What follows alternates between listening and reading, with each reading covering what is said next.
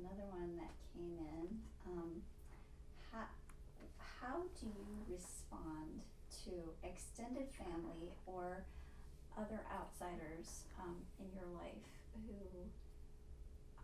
question what you're doing with your kids and wonder if you're qualified to teach them, or wonder if they're going to be socialized, or whatever concerns these people often tend to have. How do you respond to that? As politely and loving as I can. Yeah, I I remind them that kids do get socialization when they homeschool. Um, I guess it depends on a family and how many children there are. Obviously, in my house, my kids get a lot of socialization from each other. But also, when you homeschool, kids don't only socialize with other kids, but they socialize with other. So if my kids are kids, big kids from 10 to 8 years old, they also socialize with teenagers, they socialize with other adults. Um, I feel like it's a more well rounded socializing experience than just a classroom.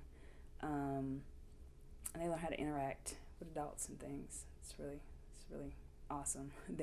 Um, they definitely aren't afraid to talk and ask questions and yeah, just share what's on their mind.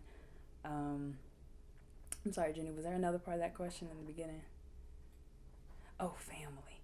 Um, yeah, I learned from my friend again, the first homeschool family that I spoke about that I was exposed to homeschooling through. That you just are polite and you let them get their stuff out and you respond with something loving and caring. But as far as I don't know, going back and forward in like a argumentative type of style, I definitely don't do that, and she discouraged it as well because I don't want homeschooling to come in the middle of our relationship. So yeah, I just am as polite and loving as possible when I go to respond. Yeah, to them, to strangers, to anyone.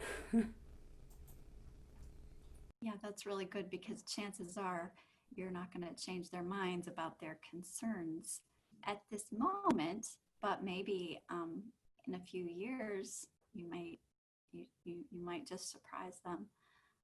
So I agree. That's really. I think the other really important thing to remember is um, not to let it get to you. I mean, just because your mother-in-law is skeptical that your child is learning um, the parts of speech adequately does not mean that your child can't learn parts of speech, or that they need to know it this week, or that they're behind, or whatever the concern is. So, you just need to try to let it roll off your back and not worry about it, because your child is learning and your child is doing great in your heart. So you can not worry about that. Um, Let me see. I think if you have another question, I would type it in here real quick. I don't see anything coming through. Marshall, that was wonderful. Thank you so much for sharing with us about your life and your experience.